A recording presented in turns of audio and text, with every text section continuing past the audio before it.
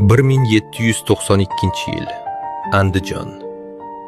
Bu yerda kelajakda Qo'qon saroyining eng qudratli ayollaridan biriga aylanishi taqdir etilgan qizaloq Mahlaroyim dunyoga keldi.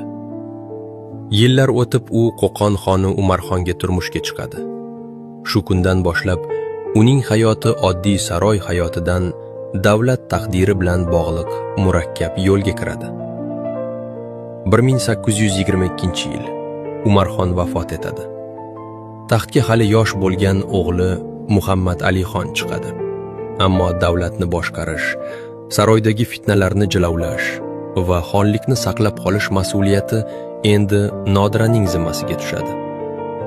U siyosiy maslahatchi sifatida saroy markaziga aylanadi.